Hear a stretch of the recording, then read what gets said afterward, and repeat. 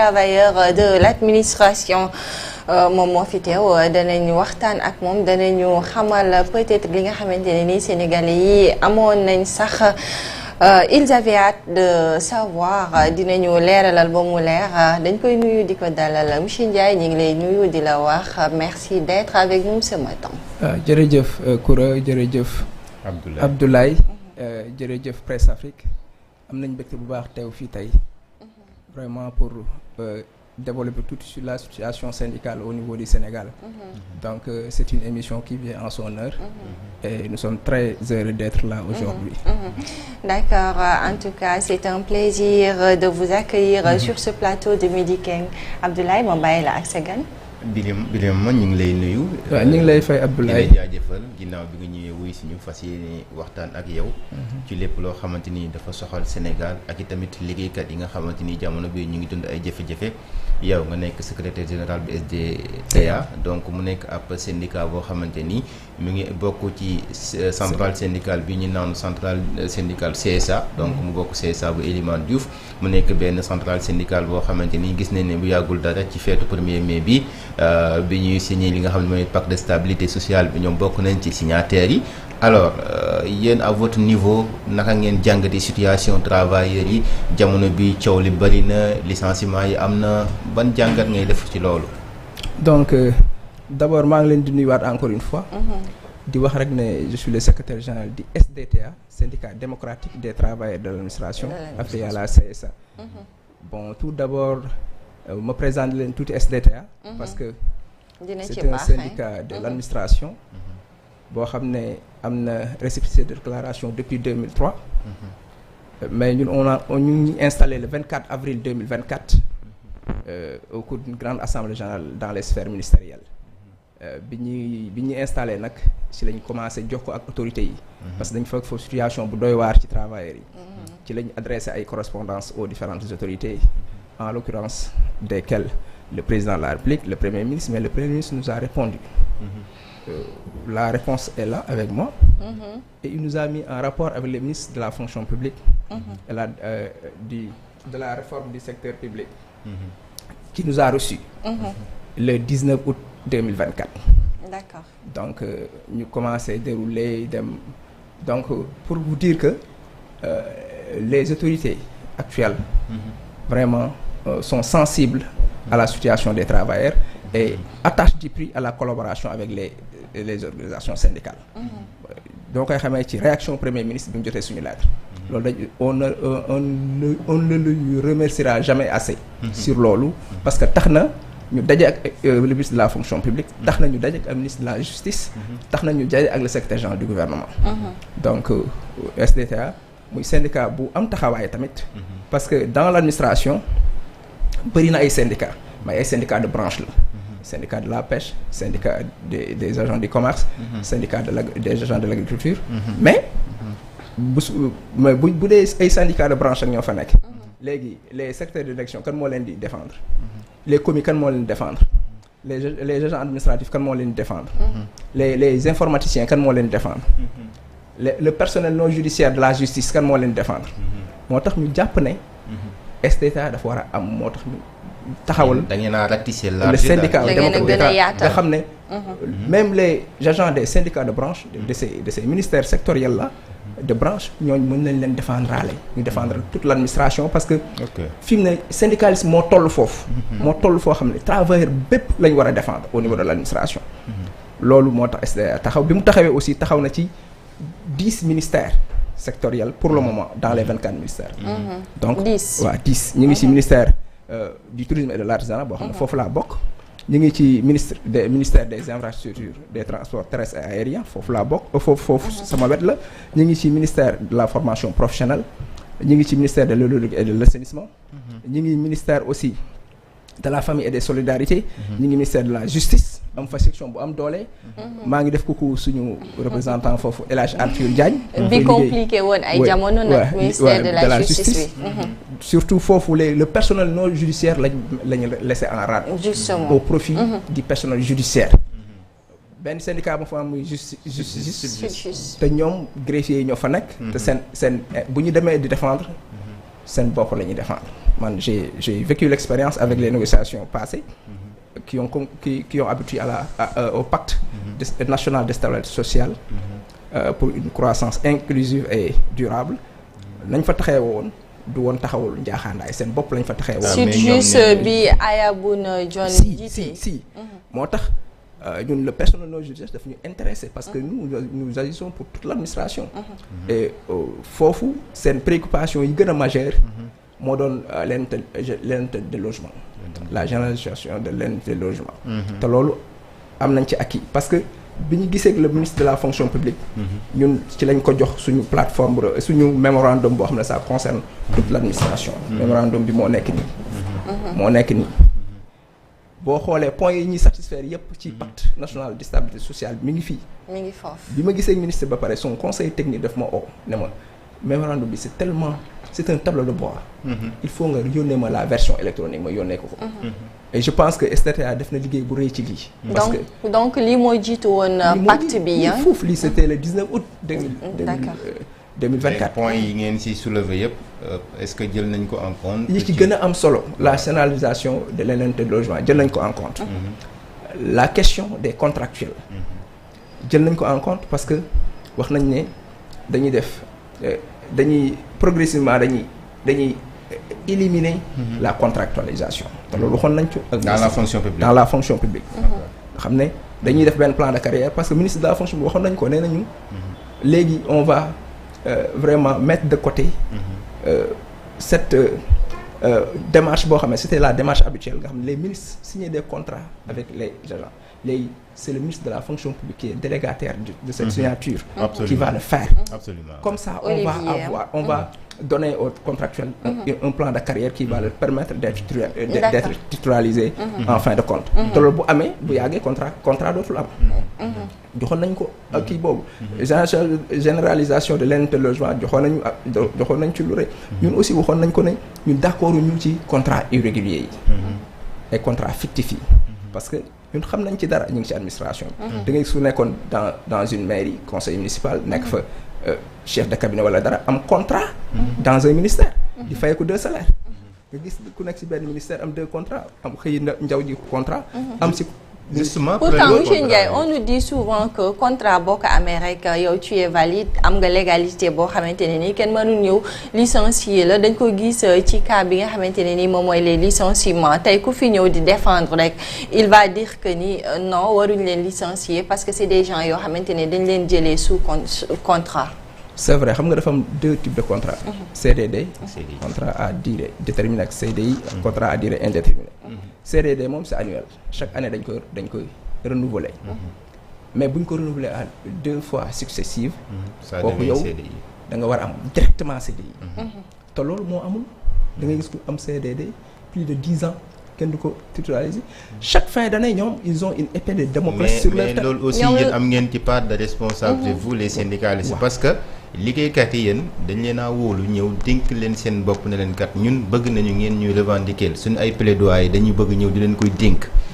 alors bu ñu gisee Sénégal ñu ne liggéeykat bi dafay liggéey pendant 5 ans pendant quelques années par exemple di ko liggéey nekk benn CDD nekk am benn CDD alors yéen en tant que syndicat yan rôle ngeen ci jouer de sorte que ñi nga xamante ni jóg amoon nañ CDD ñu fexe ba jëlee leen seen CDD yóbbu leen ba ñu am ay CDI est-ce que jouer ngeen ci tey jii benn rôle boo xamante ni mën nga ñu expliquer fan ngeen ko jaare ak ci ban côté la. non ñun li ma la mën a wax mooy.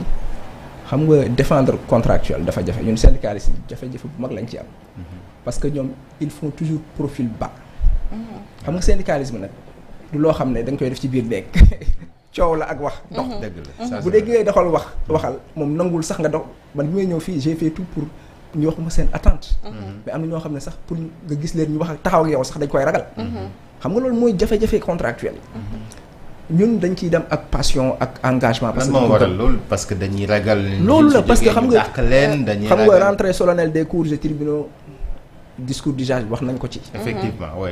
magistrat bi wax na ko nee na tout à fait fii amul liberté syndicale et c'est vrai. dafa am ministre yoo xam dañ mel ni ñoo raw sax président ak premier ministre. dafa mel ni ay buur ci seen ministère.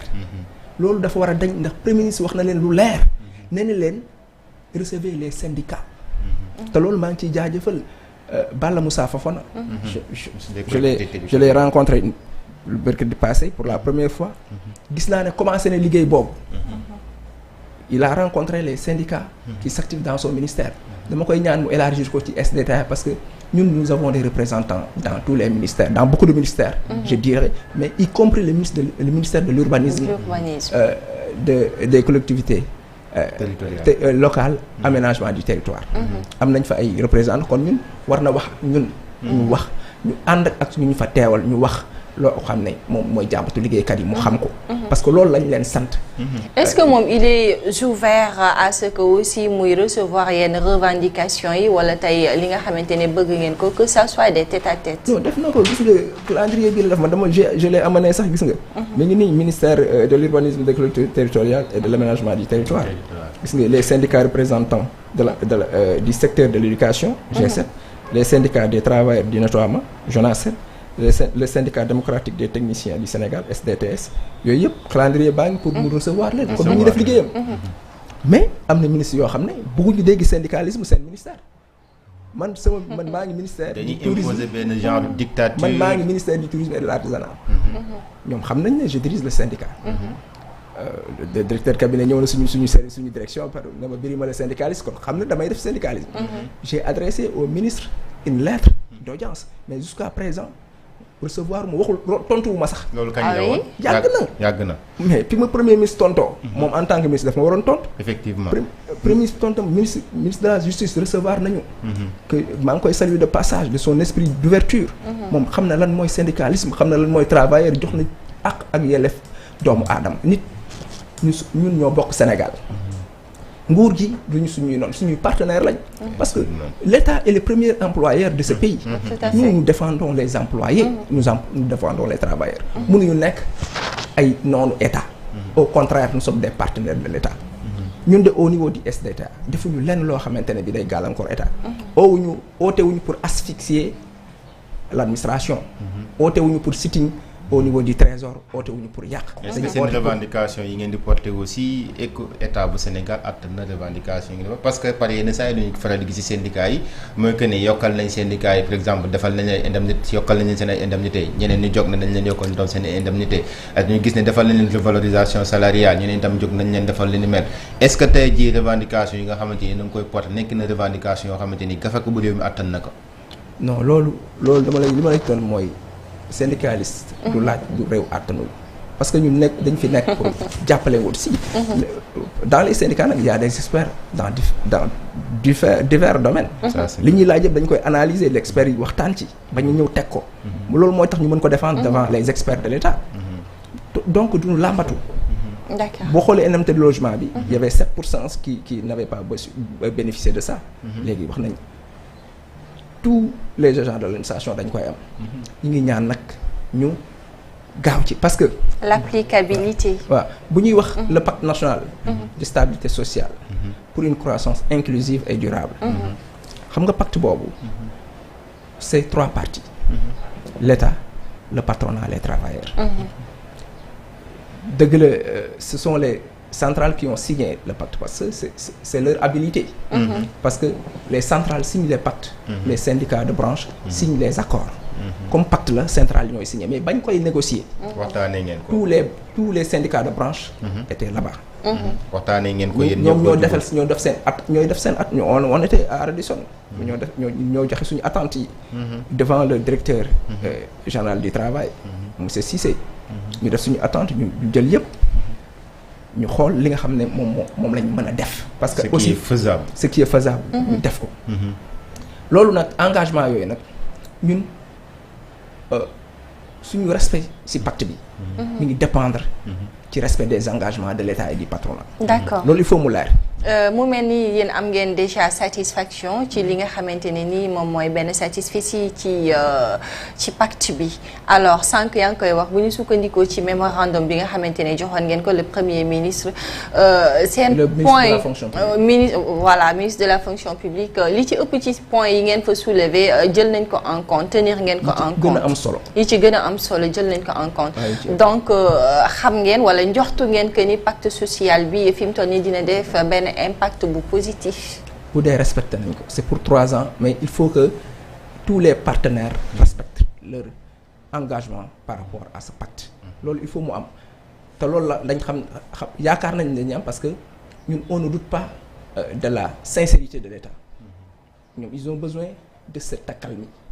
absolument est-ce que respect bi aussi du dooree ci yéen parce que am na ñoo xamante ne ñi ngi naan certes état moom moo leen woo ci pacte bi mais c'est les travailleurs ces syndicalistes là ñoom ñoo gën a war a mën a respecter engagement bi. waaw xam nga yow sànq da nga ne respecté nañ point non xam nga nit ki mënoo am li nga bëgg lépp.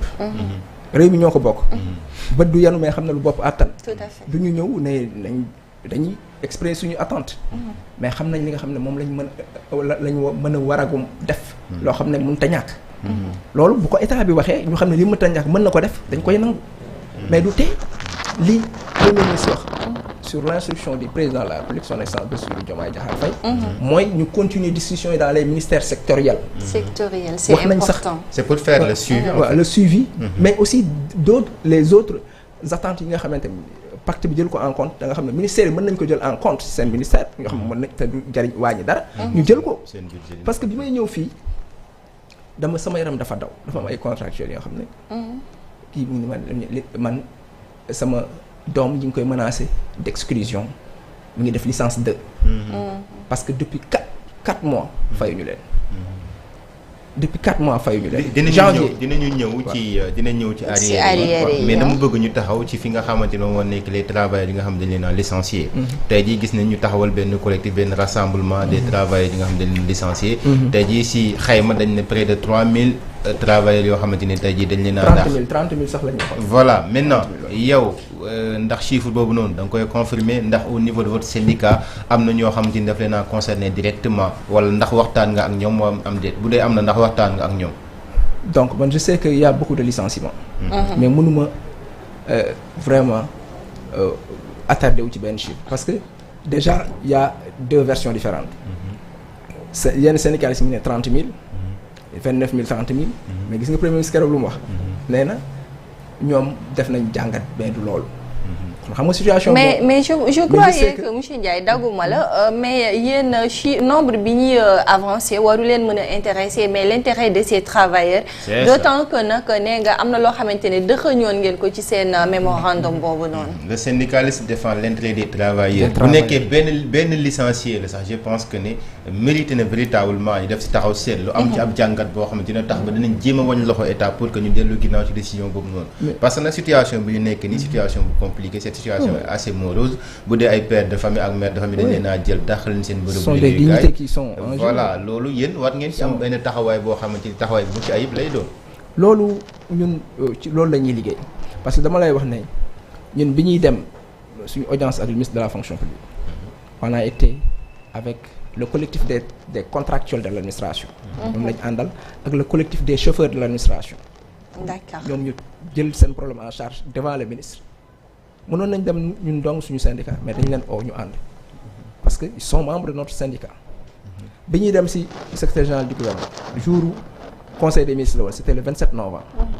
c'est le secrétaire général du gouvernement adjoint qui nous a reçus avec le conseiller technique en matière sociale et du travail du premier ministre qui nous a reçus.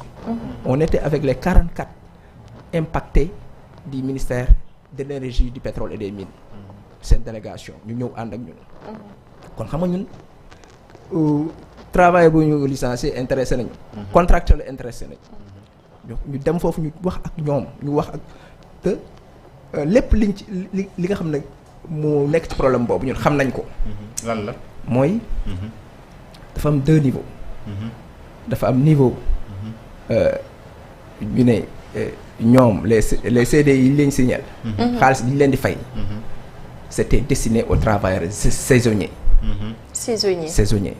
xam nga saisonnier c'est contrat à durée déterminée. ñu jël xaalis boobu di ko fay un contractuel à durée indéterminée.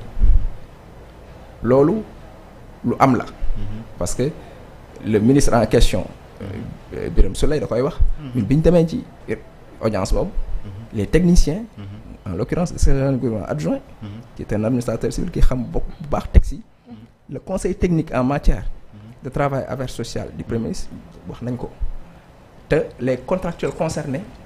ñoom weddi wuñ ko te mënuñu ko wedd mais ñoom seen yoon nekku ci. xamul tax sont des sénégalais. qui ont besoin de travailler. On leur a offert du travail. kaay signé ma signé. ministre moo signé wala ministre de la fonction publique moo signé. ñoom signé nañ contrat. CDI lañ leen signé xaalis bu muy soog ñoom xamuñu ko. liggéey bi ñoom li am solo mooy. liggéey bi ñu leen sant pour ñu def ko am nañ capacité def ko am nañ diplôme yi am nañ xam-xam bi.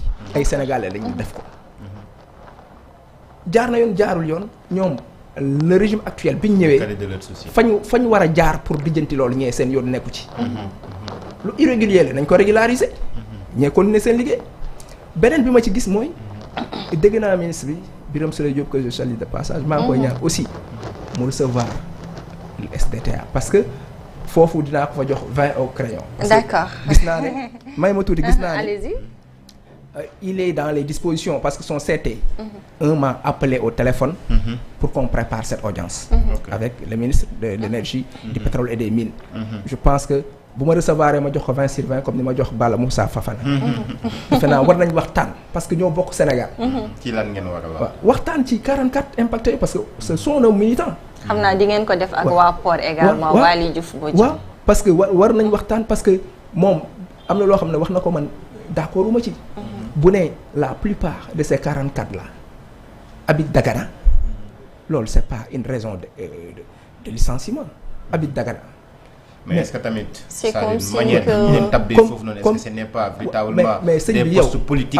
Abdoulaye yow xamu foo dëkk. mais liñ naan le mouton bourre que là où il est attaché. yow mënoo dëkk Dagana. ngay jël ay nit ñu mën a liggéey li ngay laaj nga ñu ngi ko liggéey. nga dem ba Tamba. di wër ay nit yoo jël te xamoo leen. mais c'est cette politique politicienne la ñu doon bañ aussi. je ne crois pas que c'est une politique politicienne. du ministère boobu kii dëkk Dagana bi nga ko yoree du Dagana rek ñoo ciy liggéey. mais ñooñu état ñoom rek ñoo fay liggéey ñoo xam ci yan critères lañ leen jëlee. parce que critères yi li ñu faral di seetlu mooy gis nañ ko ci administration bi. gis nañ ko ci ay direction mooy que ne y a trop de nomination politique. parce que clientélisme yu bëri lañ seetlu gis nañ ko fii nii ci fi nga xam ne moo nekk poste. directeur bees bi fi ñëwee li mu fi njëkk a jàmbat mooy que ne. bi mu ñëwee fekk naa fi ay nomination yoo xamante ni véritablement c'est des nominations politiques parce que ñii ñi ngi fayee ko sax te nekkuñu sax Sénégal. donc loolu gis nañ ko ci yeneen wax naa la ñu d'accord ci wax naa la ko. wax naa la ñuy fayee ko salaire tëdd seen kër. d'accord uñ ci ñun loolu duñ ko loolu. parce que les jeunes Sénégalais ont besoin d'être employés. de travailler. waaye man li mu mënul d'accord. ñu naan ay poste politique nit ki sénégalais la li nga koy defloo mën na ko am na ay diplôme requis jël nga ko mu signé na contrat war na ko def waroo xool fu mu dëkk ak fu mu dëkkul bu dee poste politique rek mais ministre poste politique la waa léegi. ministre directeur yi ñuy fal du ñu poste monsieur politique. Ndiaye est-ce que tey tamit est-ce que tey l'histoire du leen jox raison ndax tey bu fekkente ne tey jilee dañuy ñëw ñu promettre leen que ci pacte bi réintégration de ces licenciés. alors que dysfonctionnement la ñu constaté woon ba ñu licencier leen bu ñu leen naree réintégrer est-ce que ça va pas également créer des soucis te foog naa ne yéen en tant que peut-être des syndicalistes yoo xamante ne nii peut-être le bien des travailleurs moom moo leen tax a jóg du ngeen ko nangu. xam nga pacte bi. li mu waxul réintégration des licences c'est une solution. il y a tant d'autres solutions. mais réintégration bi mi ngi ci biir ci la bokk mi ngi nii mën naa la ko liiral.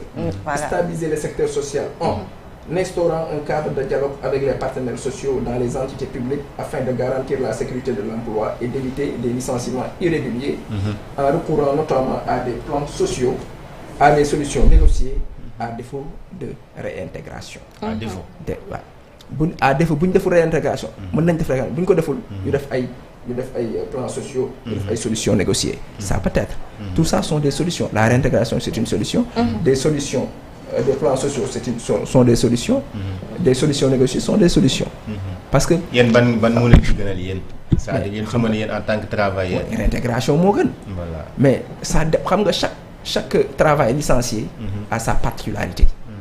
ñoom aussi il faut ñu nangu solution boo xam ne dafa adapté ak seen situation. ñu nangu ko parce que loolu mooy àdduna.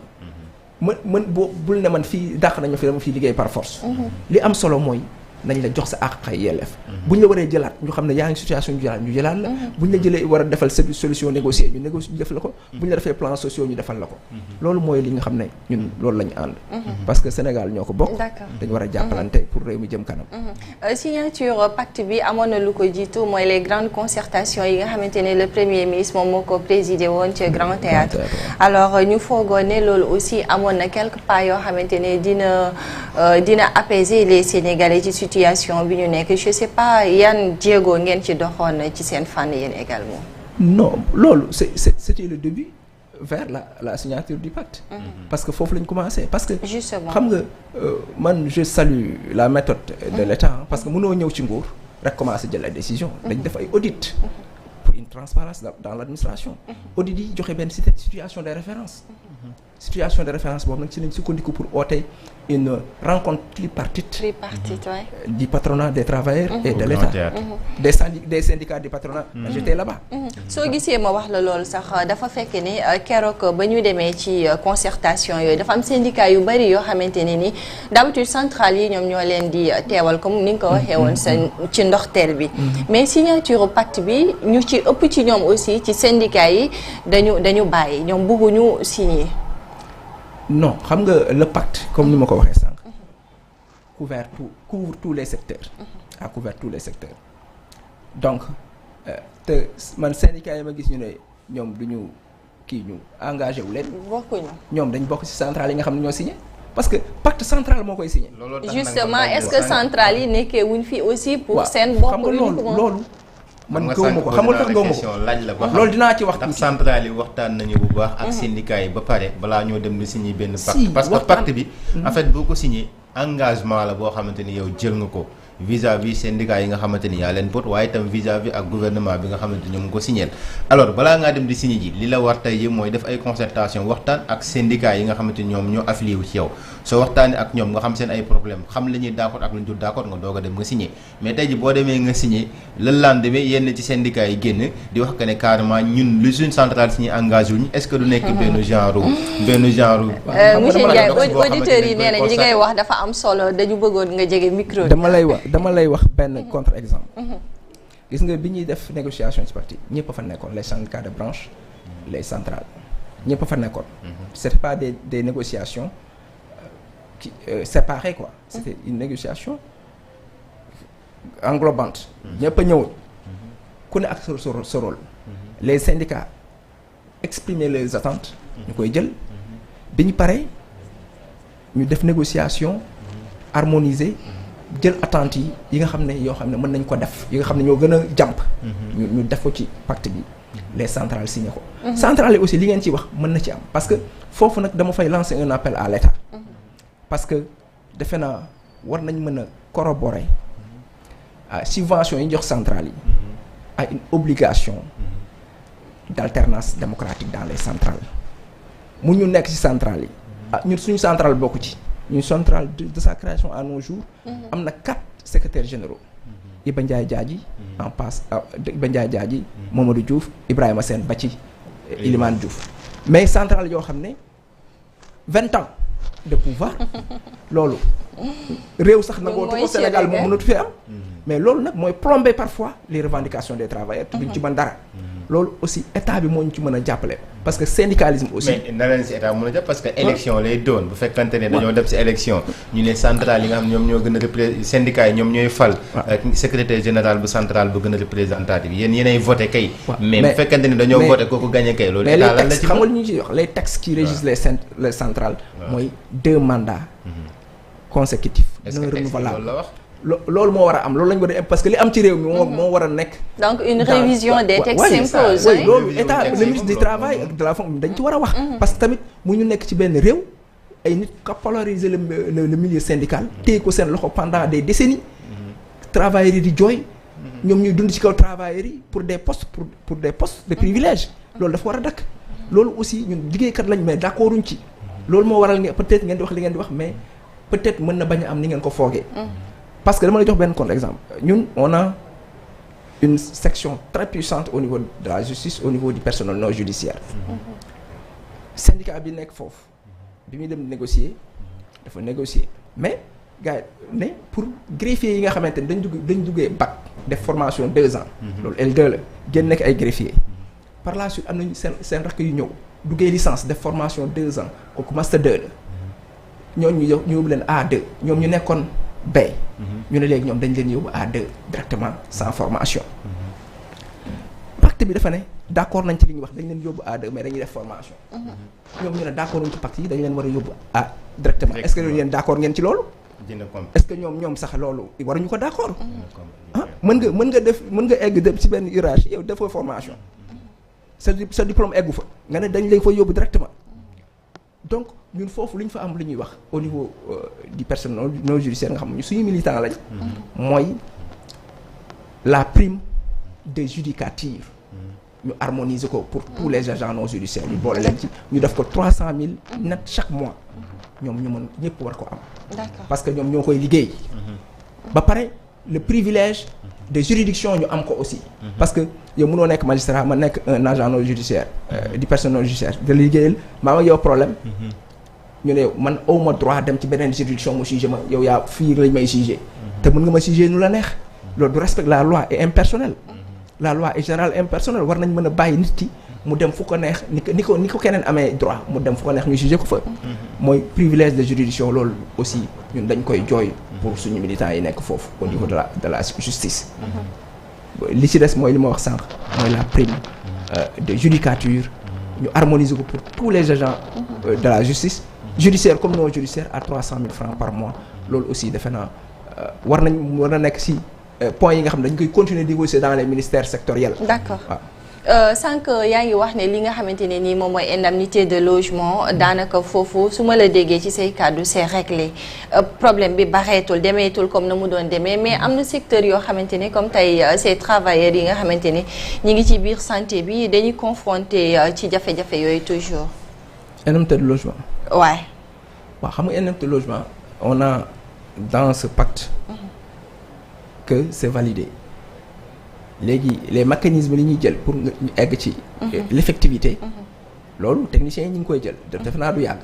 d'accord le ministre de la fonction publique si suñu rencontre tripartite bi ñu amoon Grand Théâtre dafa wax lu leer c'est 7% bi ñu ko rencontré ñun aussi en tant que SDTA moom dafa ne loolu dafa war a am même parmi son cabinet des techniciens. mais war a am ak am utee na de. waaw mais am kañ moo war a pacte bi dafa war a am ak am na moo tax ma ne la pacte bi xam nga li ma la wax c'est clair. le pacte là on l'a signé.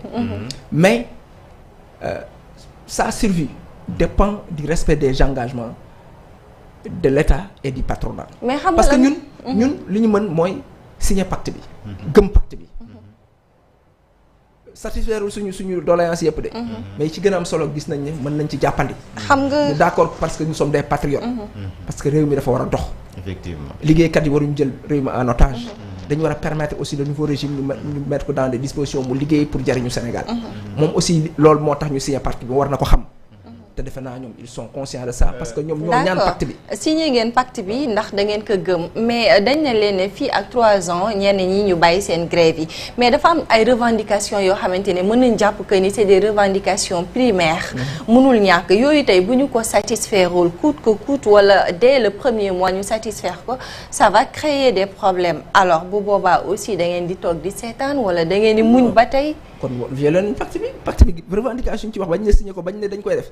buñ ko c'est un protocole d'accord en fait ñoom on comprend bien que c'est un protocole d'accord dafa am yoo xam ne moom mooy rendre caduque la signature parce que yow boo signé benn affaire mais nag moo tax ñu ne leen ñoom ñoo ko violé ñoom seen bopp bu gars yi jógee le front social bu jógee ñoo ko créé moo tax nag ñu ne leen est-ce que yéen demu leen rek ngeen gëmm seen i bët ngeen signé pacte bi ndax koo xamante ne nii dafay revendiquer li nga xam ne moom moo nekk lu ñu jàppee ni primaire la ay indemnité de logement wala ay retard de salaire yoo xamante ne nii yoo xamante ne xaajul jeex dans ce pays là nga ne kooku war na mën a xaar te dañuy respecter toujours li nga xamante ne moom la ñu xaatim. gis nga Koura retard de salaire duñu xaar parce que li ma lay wax ministère du tourisme bi ma nekk am na ay retard de salaire pour les contractuels depuis presque 1 à 2 mois ministère des infrastructures du transport terrestre et aérien depuis 4 à 5 mois amuñu salaire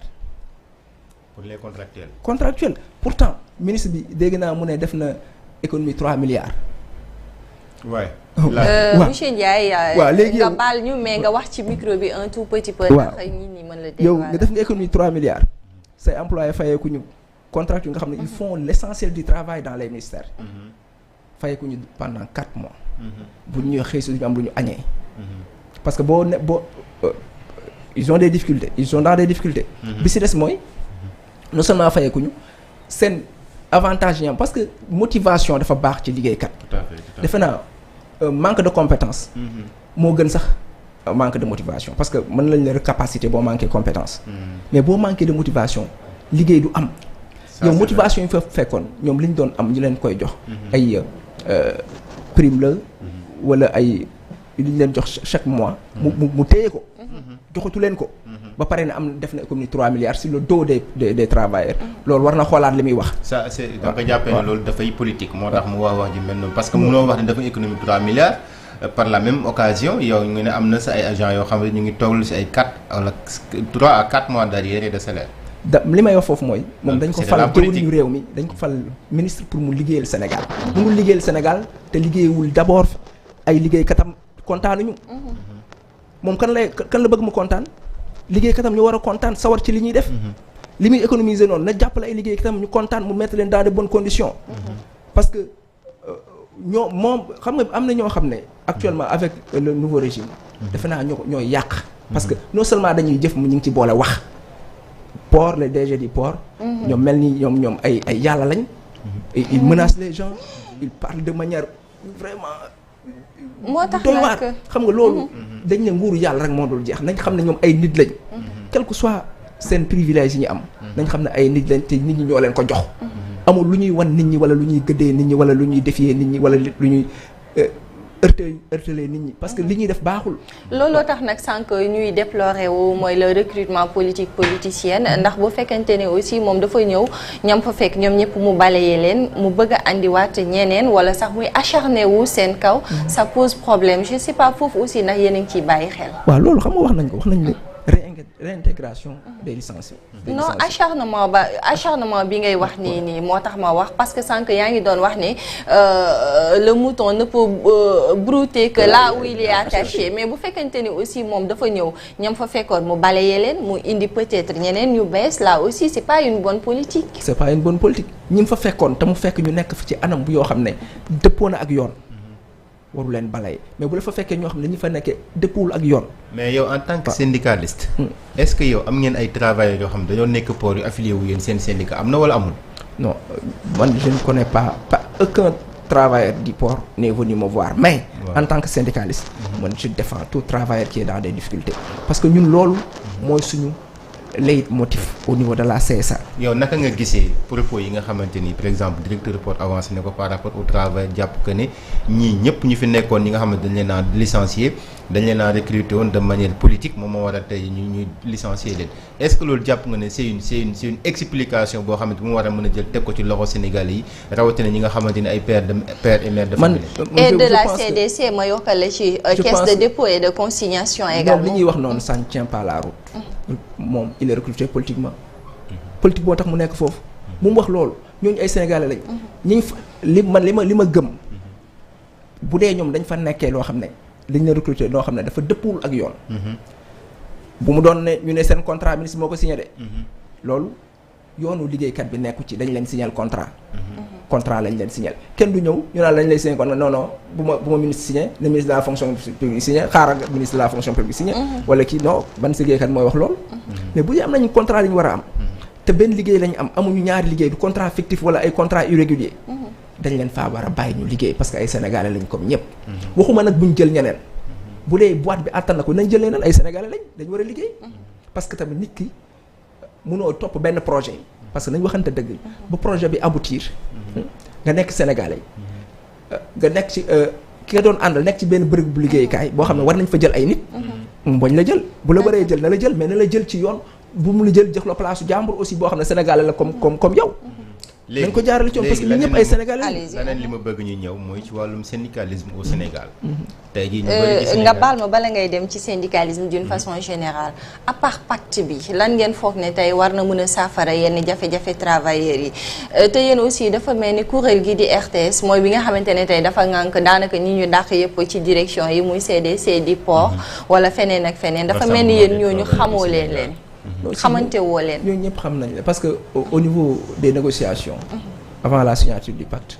on s'est rencontré à Radisson ñu ñëwoon nañ foofu. wax nañ vraiment leen na xar yi le directeur du travail tontu na leen ci li mu xam. mais le gars là bi mu fi ñëwee nee na moom dafa boudé parce que dafa bëggoon la mu bëggoon wax mayuñ ko occasion mu wax ko Boubacar Fall le coordonnateur. waaw xam nga loolu man mënu wax ne du dëgg parce que moom moo ko wax. mais en tant que moo ko dund.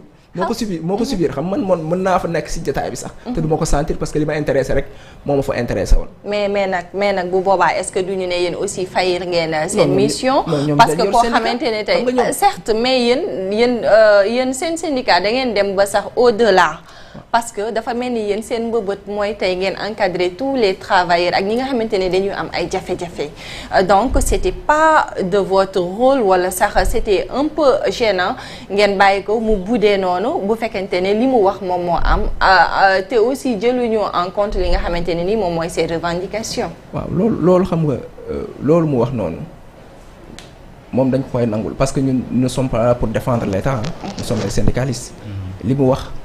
moo am moo tax mu wax ko parce que nit ki li la naqari rek nga mën a wax li nga subir nga mën a wax mais li may wax rek pat mooy comme li nga wax ni il faut ñun boo xoolee suñu congrès bi le 28 septembre passé 2024 ak au King Fahd Palace li ñu waxoon mooy enjeu et défi de la revitalisation du mouvement syndical ñu def ko muy 3 axes unité syndicale daf ci bokk xam nga syndicat yi il faut ñuy gisee nekk benn di xàccandoo di doorandoo bu ko defee suñu li ñuy xeex day mën a gaaw a saafaroo. syndicat yi wala centrale yi. unité syndicale mooy syndicat yi. l'unité syndicale. adaptation au nouvel ordre mondial. parce que nouvel ordre mondial bi est caractérisé par l'artificialisation la robotisation te loolu. day néewal dooleel liggéeykat bi. ñun en tant que syndicat lan lañ ci war a taxawee en tant que centrale. il y a aussi le dialogue social. il faut ñu waxtaan. kon. nit ki warul wax xalaatam comme li nga wax ni ñu ne ko doo ko fi waxee kon dialogue social amul dialogue il faut le dialogue c'est pas le monologue le dialogue suppose la présence de l'autre mais l'autre est là il faut l'écouter donc inclusif aussi c'est inclusif te loolu man jàpp naa ne kilifa yi santaane wuñ ko parce que seen discours yëpp li ñuy wax mooy recevoir nañ liggéeykat yi waxtaan def leen calendrier de rencontre ak liggéeykat yi pour ñu mën a am un dialogue constructif et transparent et permanent pour ñu mën a am un pacte national de stabilité sociale pour une croissance et une inclusion durable loolu ñoom loolu la ñuy wax bu dee jëwriñ ñi nag jëfeewuñ ko ñoom war nañ am ay moyens ñu xamee ne jëfewuñ ko ñu dal seen kaw ñu wax ak ñoom ñu jubbanti mais yéen tamit à votre niveau war ngeen leen mën a dénoncer parce que yéen la jëwriñ war a recevoir mais li may wax yéen leen taxawal c'est-à-dire li ngay wax nii lenn la ci benn la ci li nga xamante moom ngeen war a def doon dénoncer ñi nga xamante ni par exemple ay ministres lañ wala ay directeurs généraux lañ ñoo xamante ni par exemple dañ na war a recevoir wala waxtaan ak yéen ci jafe-jafe yi nga xamante ni moom la liggéeykat yi am alors li ni mel bu fekkente ne amul est-ce que amu leen beneen méthode boo xamante ni ngeen ko mën a utiliser pour que ngeen fexe ba ki nga xam ne moom moo leen ilif muy seen premier ministre wala le président de la république mën a jotee si xam ne effectivement ñi dañoo réfractaire par rapport ak décision yi nga xamante ni moom lañ leen jox. parce que li ngay wax man je me rappelle les travailleurs de la RTS l'avait dit seen directeur daf leen bañ a recevoir te ñoom nee nañ ñoom nañ toog ak waxtaan bëgg nañ waxtaan xam nga waxtaan moom ci la lépp xaj. kon directeur bi na leen recevoir bu dee ministre de la communication bi nga xam mooy gérer RTS ak le premier ministre bi nga xam mooy jëwriñu nguur gi yëg na loolu na wax ak moom mu recevoir liggéeykat yi. non dafa yéen à votre niveau. lan ngeen compter def bu fekkente ne par exemple yenn ci ay jëwriñ dañ leen a war a recevoir leen yenn ci ay jëwriñ da ngeen a gis ne ñu ngi wëy nangu ñu wàccoo ak li nga xamante ni moom la leen seen njiit seen kilifa daal di jox pour que ñu toog recevoir leen waxtaan ak yéen ci jafe-jafe yi nga xamante ni moom la liggéeykat yi dund ana lan ngeen fas yéene def. non jëflante ak ñoom. comment xam nga ñun aussi. ñun lépp lu ñuy def dañ koy teg ci yoon. ñoom yoon moo leen wax ñu recevoir ñu mu jaare ci seen kilifa. defuñu ko ñun nañ légal kilifa yi ne ñiy recevoir wuñ ñu mais duñ ñu tee daje bu ñu baree daje sur le plan syndical. fi ñu liggéeyee ñoom mënuñu tee daje. te nañ bàyyi aussi représailles yi ñuy def ci liggéeykat yi surtout les contractuels contractuels yi nooyi wuñu fa ñuy liggéeyee loolu doon na lu ñu metti te mënuñu ci dara ñoom aussi peut-être xamuñu seen droit tout travailleur à la liberté syndicale même le vendeur de cacahuètes à la liberté syndicale. loolu tamit yéen am ngeen ci responsabilité. mais dañuy wax ba sonn da ngeen waroon organiser ay séances de formation yoo xamante ni dañuy wax ba sonn mais di ngeen xamle bépp liggéeykat lan moo nekk droit ay droit am ba mu xam ko dañ leen museler dañ leen dañuy daj lu metti ci liggéeykaay yi ñuy liggéey. donc mënuma dem aussi te waxuma suñu situation yi ñu nekkee Diamniadio. man je suis à la sphère ministérielle Habib Thiam. foofu am nañ fa problème yu mag problème mu lekk waxoon naa ko ci rencontre bi fële négociation man leen vos agents ne mangent pas à leur faim. foofu ñun on a des tickets qu'on nous donne de manière électronique 20 tickets par mois muy 20 000 francs 20 tickets de 1000 francs mais pour avoir un petit déjeuner et un déjeuner parce que foofu la ñuy passe suñu temps bi yëpp il faut augmenter 3000 francs xoolal 3000 francs par jour pour un contractuel laay wax 3000 francs par jour c'est 90 000 francs par mois. añ ak reer añ ak ndekki ak añ.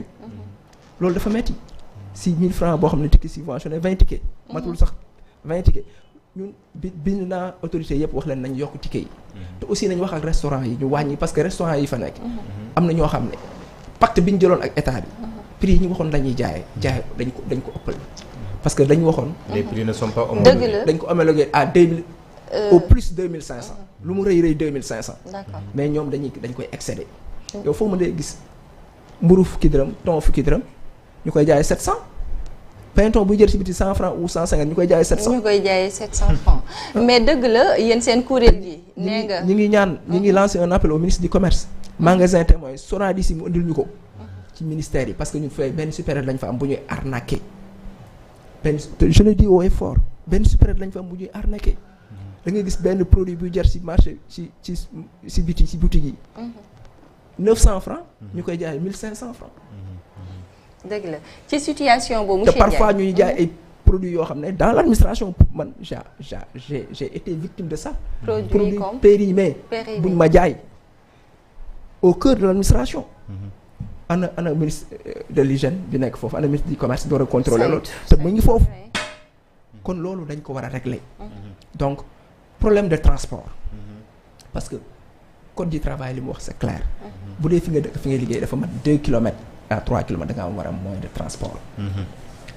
ñun fait on a un problème cruel de transport pour accéder à Diamniadio. c'est un voyage pour aller à Diamniadio. j'ai une collègue des collègues qui ont été victimes de kidnapping pour raison de stop. ah oui stop. parce que amuñu car bu leen indi ñuy stoppé. dugg ci oto ñu bëgg leen kidnappé.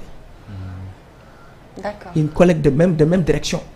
loolu état bi war na ci jóg ba léegi on a ces problèmes. on a assez de bus cette année-ci la woon. cette année-ci on a assez de bus mais il y a un problème de mutualisation de ces bus là.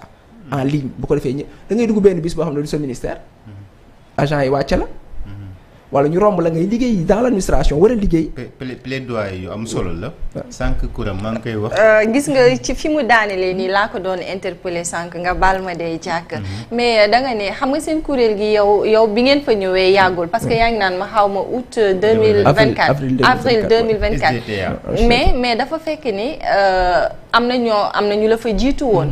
alors que ces problèmes là mi ngi fa woon ba tey est-ce que tamit le régime bi fi nekkoon defoon na ay jéego wala ña fa nekkoon. yow ñi la fa jiitu woon dénoncé woon nañ à ce que ñu pallier à ces difficultés yi. li ma lay wax moom laa xam nga l'administration est habitée en majorité par des travailleurs contractuels. pour nga def loolu leen man wax naa dem leen dañ def 2 jours sans restaurant. bu ñu ko defoon ñu faj suñu soxla mais duñ nanguwuñu ko 2 jours sans restaurant. am na loo xam ne yaa ko mbéjum kaabaab borom moo koy fajal boppam. am na loo xam ne solidarité waaw état mën na ñëw jàppale ñu mais il faut mu yëg ne lii ñun yor nañu. mais dañuy toog di subir man damay wax man j'ai écrit des correspondances rencontré les propriétaires de restaurants. mais kenn moo ma ci nangoo recevoir et je le salue de passage monsieur Niang bi moom Mayoli moom ma recevoir waxtaan ak man expliquer ma lu bëri. parce que loolu mooy yoon. mais ñi si des maa ngi daw seen ginnaaw ba léegi dañ ma bañ a recevoir ñi ngi diisal. c'est parce que li ñuy def moom moo leen arrangé. li ñuy def nekkul ci yoon. da ngay gis ay plat déjeuner yoo xam ne 3500 4000 francs te loolu wax nañ leen waru leen ko def seen plat yi waruñu weesu 2500 déjeuner bi warul weesu 2500 petit déjeuner warul weesu 1000 francs loolu lañ leen wax mais dañuy def lu jàll loolu bu ko defee agent bi moo koy yëg bu ñu amee retard sax pour recouvrer leur crédit au niveau de l'État ñun lañ koy teg da ngay ñëw indi sa ticket ñu ne non duñ jël ticket da ngay jënd par force. benn dictat moo fa nekk daal. mooy loolu coono la. léegi da nga wax lu am solo muy ay revendications yoo xamante ni yaa ngi koy def. souvent la ñuy faral di gis mooy wala la ñuy faral di dégg mooy dañ naan syndicalistes yi saa soo leen déggee rek wàllum xaalis la ñuy coow. du ñuy coow ngir que liggéeykat yi ñu nekk ci ay conditions yu baax du ñuy coow pour que liggéeykat yi comme ça seen bërëb liggéeykaay bu ñu fay nekk ñu nekk ci ay situations yu baax li ñuy faral di déglu mooy yenn saa yi ñu ngi xeex pour ñu yokkal leen seen ay salaire ñu ngi xeex ay indemnité nangam ak nangam ñooñu lan nga leen tontu ñuy wax que ne yéen moom seen bopp rek ngeen fi nekkal da ngeen di xeex pour wàllum yokku xaalis rek ngeen di ci xaalis rek ngeen di coow daal. waaw xam nga loolu sax ñi xamul ñooy wax loolu ñooy wax suñu xam nga liggéeykat bu dee xeex pour ñu yokk salaire am du pour boppam dafa ñu mu soutenir da ngay chaque agent de l'État ñaata nit la gàddu ci këram ak ñi nga xam ne nekkuñu sax këram. nous sommes au Sénégal bu ñu xamee ne yaa ngi liggéey dañ lay diis sa soxla nga teg ci li nga gàlloo sa kër mais moo tax les contractuels qui sont dans des situations de licenciement. man maa ngi leen di masawu. parce que ki ma ne sànq sama doom xam naa dañ koy dàq mi ngi licence 2. te contractuel la. kooku amul pexe. ki nga moom location fayatu ko. xam ne dañ koy expulser. fu mu jëm xooli situation boobu. situation d'appauvrissement boobu biñ ko yabee. sur le plan psychologique est-ce que kooku taxaw na. ñooñu lañu amal affaire ñun actuellement. moo tax je lance un appel à l'État. de régler cette situation même bu dee ay comme niñ ko waxee fii. plans sociaux la ñuy def. wala ay solutions négociées wala ay réintégrer nañ li ñu ci def na gaaw. parce que li ma la ko waxee ministère des infrastructures des transports terrestres aériens. 5 mois d'arriérés de salaire. dafa ëpp. 5 mois. ministère du tourisme. 1 à 2 mois d'arriérés de salaire. ndax ñoom chaque jour ñu liggéey ci. agents yi def seen liggéey comme ni mu waree. dama ne contractuel bu ñu leen génnee dans la situation du dox man duma contractuel mais je sais liggéey bi ñu fay liggéey ni mu amee solo ce sont des gens formés diplômés parfois cours yi ñuy def sax état moo koy jël en charge ba pare di war ko investir ci seen direction yi ak seen service yi mais bu ñu leen licencier wala ñu dàq leen wala ñuy néewal doole seen liggéey di leen defal ay CDD à n'en plus finir loolu dafa war a dakk ay semaines yu néew moo dox suñu diggante ak tabaski léegi dégg nañ la ngay def ay plaidoyer naan état ñu ngi leen ñaan ñu jàppale ñi nga xamante ñoo nekk contractuels yi alors ñi nga xamante ni dañ leen a licencier ñooñu moom waxuñ sax seen ay wax ñu jublu si ay tabaski lan ngeen compter def su weesoo appel bi nga xamante ni yaa ngi koy lancer état lan ngeen bëgg a def concrètement loo xamante ni tey jile dina mën a fexe ba wañ loxo état pour ñi nga xam dañ leen a licencier ne serait-ce que sax mu am loo xamante dañ ko yëkkati jox leen ko pour que ñu mën a dimbale ko ci tabaski bi ñu jëm waaye tamit ñeneen ñi nga xamante ni par exemple yaa ngi wax waa ministère des transports ñu nekk si ay arriérés de salaire ak ministère du tourisme yu nekk si arriérés de salaire naka ngeen fas yéene jëflante ak état pour que ñooñu seen situation ñu mën koo régler fii ak tabaski bi ñu jëm nii.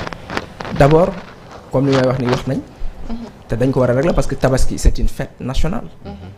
Vraiment yoo loo xam ne lu bëri daf ci entre aju daf ci war dama ne l'indemnité de logement war nañ ci mën a taxaw mu dugg avant tabaski.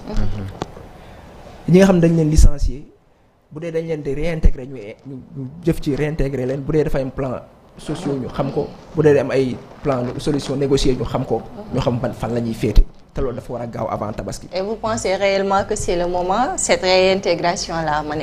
On va voir. Monsieur Ndiaye wait and see. Wait and see. Mais monsieur Ndiaye depuis lors maa ngi lay dégg nga ni Moussa Balla Fofana wax nga ministre de la justice mais Abass Fall dégguma nga tudd ko fenn te keroog gis nañ 1er mai bi ni ko tam vraiment ñu saluer aussi taxawaayam parce que ne woon nañu moom d'habitude syndicaliste bu fi revendiquer boo bindee lettre mu dem ca ministère ba doo am tontu or que moom bu ñëwee daf lay tontu. waaw man xam nga d'abord je vais lui emprunter son terme mooy bukki bu sàngoo deru bëy moom moo ko fa wax man dama ne pacte bi bu nekk bukki bu sàngoo deru bëy nañ ko respecter le pacte là liñ ci def ak la généralisation de l'indemnité de logement avant la tabaski dañ ko def mu dugg ñi nga xam ne dañ leen war a réintégrer situation de réintégration dañ leen réintégrer ñi nga xam ne plan sociaux la ñu war a defal ñu defal leen ko ñi nga xam ne ay solutions négociées lañ bëgg ñu doon liggéey avec les kii quoi les militaires français là dañ leen li ñu leen war a defal nañ leen ko defal xam nañ ko def avant la tabaski bu mu nekk bukki bu sàngoo deru bëy donc le ministre Abass Fall que je salue de passage te njëwriñu réew mi la dañ ko war a jox cër moom aussi mu war a jox liggéeykat yi cër man li mu def keroog man fa la ma fekk man rafetlu ma ko munoo ñëw ci fête du travail boo xam ne y a une alliance des centrales syndicales ñu daje fa ñëpp fa daje centrales yëpp ñoo à l'unisson ñoom ñoo fa daje nga nekk ministre du travail de l'emploi et des relations avec les institutions nga ñëw benn nit jëlagul parole benn secrétaire général de centrale jëlagul parole nga ne da ngay wax dem parce que dañ la yàkkamti dafa am benn urgence lu gën a urgent bis boobu ci ministre du travail amul ku la ne dafa am lu urgent kooku juum na loolu est-ce que respecté travailleur la moo tax gars yi si saa si lañ commencé respecté wu ne kii respecté wuñu fu mu mën a dem lu gën a urgence bu gën a urgence di amul vraiment waru fi jógee te defuñu allocution yi secrétaire général defuñu allocution nit ñi defuñu seen ak mu dégluñu soog a dem fu muy dem moom mu ne day wax rek dem mais loolu la nit ñi bañoon moo tax gars yi nga gis yënguy trouble yi fa amoon noonu te loolu defe na ñoom nañ xam ne ñun ñoo leen fi teg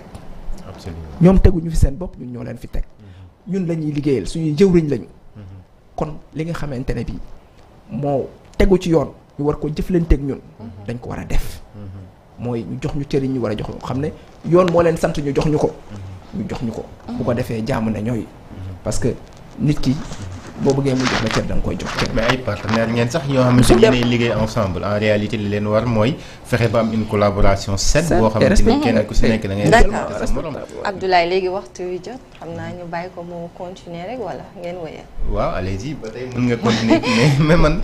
en tout cas jamono bii nii li gën a intéressé ñi ñu bari boog li ma jàpp mooy situation liggéeykat yi. parce que liggéey Sénégal nekk na mbir boo xamante ni mbir bu doy waar la. maa ngi lay wax sànq ma ne leen yéen en tant que syndicat da ngeen am responsabilité pour seen ay nit ñi nga xamante ni dañoo aaju ci yéen dañoo affilié wu ci yéen ngeen leen di defal ay séminaire di leen defal ay formation pour que ñoom ñu xam seen ay droit parce que nekk ci benn bërëb di fa liggéey pendant des années nekk ab contractuel loolu je pense que ne loolu du lu loi bi wax code du travail waxul loolu mais yéen fekkente ne ay centre ay syndicat ngeen te du ngeen leen defal formation xamal leen ñoom lan mooy seen àq yi lan mooy seen yelleef ñoom dañuy wéy di nekk ci situation bu doy waar di wéy di ragal di wax ne peut-être suñu waxee li nga xam ne moom la ñuy dund fii dañuy dàqul leneen ak leneen donc yéen li ma jàpp ne moom moo ne waroon nekk effectivement seen rôle mooy créer leen ay séminaire de formation yoo xamante ni dinañ leen permettre à ce que ñoom ñu xam effectivement seen ay droits pour que ëllëg bu ñu gisee loo xamante ni naka su doon seen bërëbu liggéeykaay ñu mën a génne dénoncer wala ñu mën a saisir directement syndicat yi nga xamante ni foofu la ñu bokk.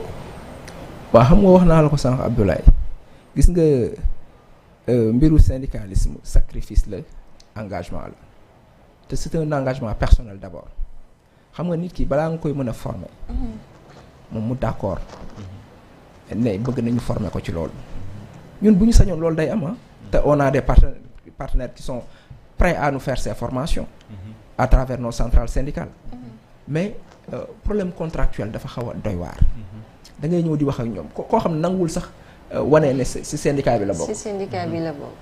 parce que ñun on a des tout membre d'un syndicat doit verser des CECOF. mu feeñ ci bulletin les contrats amuñu bulletin les contractuels amuñu bulletin. mais seen DAGE ak seen directeur des ressources humaines yi ñoom ñoo war a defal ko loolu foofu si à la source seen salaire yi. mais ñoom duñ ko nangu boo waxee ñu dem fee ñu ils cachent leur syndicalisation. loolu moo doy waar. mais loolu moo tax bu ñu sañoon loolu am te ñu ngi ciy liggéey. te pacte bi li ci biir wane na ko wax nañ ne nañ bàyyi nit ñi def syndicalisme. fi ñu nekk wax naa la rentrée des cours et tribunaux le magistrat doon def discours wax na ko nee na fii amul liberté syndicale ñoo ko wax seen bopp amul liberté syndicale. les travailleurs sont muselés les travailleurs vraiment ont peur dans leur service respectif loolu dafa war a dañ. te defe naa pacte bi wax na ci li mu fi wax. les travailleurs dinañ jël seen responsabilité dans leurs services respectifs. ñun syndicalistes nañ dem seeti leen. wax leen li ñu war a def ñu def ko. ginnaaw pacte boobu ñu gis le dialogue national politique bi nga xamante ne njiitu réew mi woote na ko fii bu ñu jéggee pacte bi ndax aussi foofu mën nañ fa xaar loo xamante ne war na mën a mettre à l'aise les travailleurs. le dialogue national bi nga xamante ne le président woote na ko. le 28 mai prochain. entre l'État politique parce que nee na moom pratiquement dafay recevoir ñëpp inclusif un dialogue inclusif. mais xam nga loolu dafay am solo. parce que comme on l'a toujours dit Senghor le président Poët le disait, le Sénégal est un pays de dialogue. Dans nos traditions il y a toujours le dialogue. waxtaan moo gën xuloo. loolu dañ koy wax toujours. yenn ko tuxi den dañuy yëgoo. dañ koy wax réew mi ñoo ko bokk ñoo ko war a defar. loolu man dama koy saluer di ko rafetlu. loolu bu amee lu bëri dina réglé wu. parce que dialogue boobu bu amee. les tensions vont être apaisées. liggéey dina am. ñi nekk opposition seen xel dina dal parce que il faut tak ñu bàyyi nit ñi opposé wu. la liberté d'opinion ñu bàyyi ko. mu am la liberté d'expression am. nit ki mënul nekk ci réew bañ a wax xalaatam. il faut ñuy bàyyi nit ñi wax seen xalaat. waaw wax sa xalaat nag dina neex ñi dina naqari ñi mais l'essentiel na nga ko wax en respectant en responsabilité en respectant les lois et règlements de ce pays. mais nañ bàyyi nit ñi wax seen xalaat. kon lël boobu bu amee yooyu yëpp dañ ko ci régler ñu nekk dans l'opposition ak dans la société civile dañ wax seen soxla ñoom it ñu déglu leen ñu xool nan la ñuy def ba Sénégal jag ñu mën ko liggéey ci jàmm ak salaam. waaw monsieur Ndiaye ginnaaw syndicalisme yi ana les nationalistes. waaw ñi ngi fi maa ngi waaw ñi ngi fi parce que nationalisme moom defe naa tout Sénégalais est nationaliste. par excellence parce que ñun suñu culture. c'est une culture nationaliste. te nationalisme ñu bëri dañ naan racisme non du racisme. lan mooy nationalisme selon yow. nationalisme c'est la référence à nos valeurs. Notre valeur la plus cardinale, c'est la teranga. Ah, c'est ça. On ne peut pas être hospitalier et raciste. Mais comme ni ko kii doon waxee Majmoul Diop. suñu bi boobu lañ gën a nekk xale. lu mu njëkk a wax bokk sa réew. bëgg sa réew moom sa réew bokk sa réew ba pare. c'est la générosité l'hospitalité réew mi ñun dañ ko bokk ak ñëpp. ba pare bëgg sa réew. mais nañ Sénégal nag il faut ñu wane ne ñun dañ koo bëgg suñu réew la. ba pare moom sa réew. mais il faut ñu encadrer nag suñu hospitalité bi ñu encadrer ko du réew mi nee nañ ko doon wax sànq dañu bàyyi ku ne mu leen rido mbay ga ku jóg ñëw dugg. loolu dañ ko war a xool ñi war a am séjour ñu am séjour. ñu répertorier yéen ñu xam étranger yi fi nekk ñan la.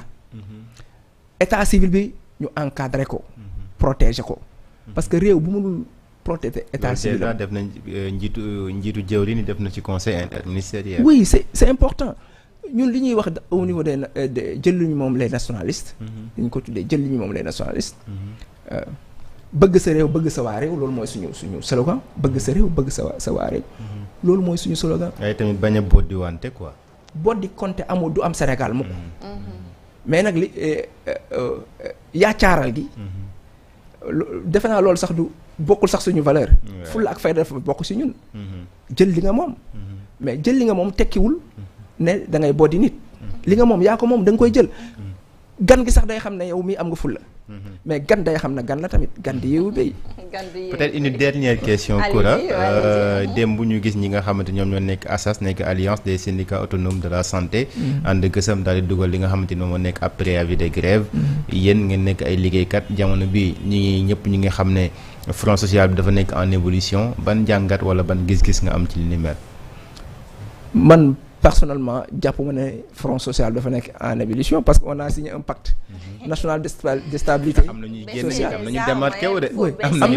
am na ñuy démarqué wu. loolu mënul ñàkk. dama ne ñëpp mënuñu àndandoo ne waaw.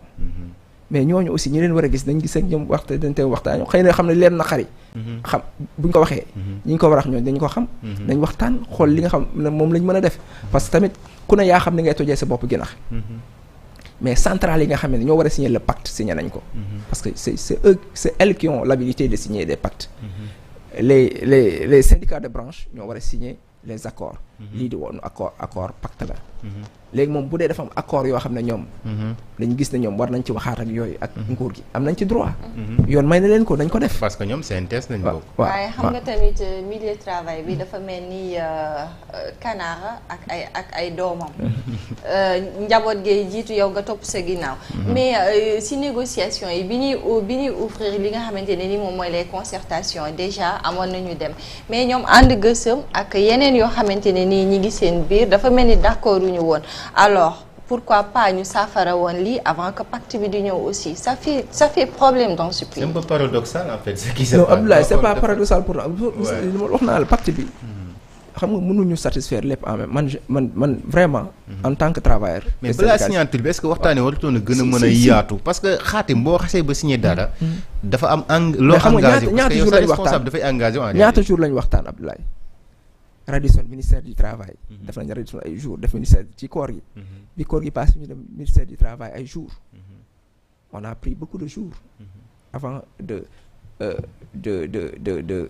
mettre en place ce pacte des jours ay waxtaan am na de waxtaan bu fekkee waxtaan am na te déggoo amagul est-ce que signature bi nekkul lu ñu anticiper de trop c'est-à-dire waxtaan bu dafa war a lalu ci déggoo laloo ci déggoo ñu doog a signé dara mais déggoo bu la mool signature du am xam nga mënoo bañ a déggoo pare di signé li ma la wax rek la mooy waxtaan am na déggoo am na signé nañ pacte bi mais am na ñoo xam ne peut-être jox naa exemple ci ministère de la justice ñoo xam ne dañ bëgg dem ci beneen hiérarchie sans formation même les enseignants dañ leen defal formation diplômante en position de stage FASTEF yow mënoo ne da nga bëgg nekk hiérarchie A ñoo ne nga ne damay jóge hiérarchie B dem hiérarchie B hiérarchie A directement xawma nag lu am foofu ministère de la santé avec leur syndicat là xawma ko mënuma ci avancer de trop mais je sais que am nañ droit am lu leen naqari wax ko. ñoom ils ont 6 points la ñuy wax. bokk na ci finance bokk na ci ay plan de carrière ak avancement yeneen ak yeneen mais le pacte a couvert tous les secteurs même ñoom seen secteur de la santé bi. le pacte l'a pris en compte. peut-être y a des points yoo xam ne xam nañ seen des points urgents. ñu bëgg ñu régler leen ko am nañ droit soulever ko ils vont être en pourparlers avec le ministère de tutelle. en tout cas 6 points la ñuy teg seen plateforme. et je pense qu'il y aura des solutions heureuses à cela. et je le souhaite ardemment. waaw en tout cas amoon nañ mbégte ak kontaan vraiment bokk ak yow plateau bi gis nañ ne vraiment waxtaan bi am na solo et véritablement indi nga ay leeral jëmale ci liggéeykat yi nga xamante ni jamono bi ñu ngi dund ay jafe-jafe waaye tamit si yenn si ay jéego yoo xamante ni jot ngeen koo def wala fas yéene ngeen koo def ngir saafara jafe-jafe yi nga xamante ni liggéeykat yi ñu ngi koy dund vraiment ñu ngi lay jaajëfal lu baax a baax di kontaan bu baax ci recevoir la fii ci plateau bi te am mbégte jàpp ni itam beneen yoon di nga ñëwaat fii ñuy gën a yaatal wax ci pacte bi nga xamante ni signé nañ ko xool ba xam effectivement lu ñuy respecté lay doon wala déet. bëggoon na mooy fi SGD chargé de com bi la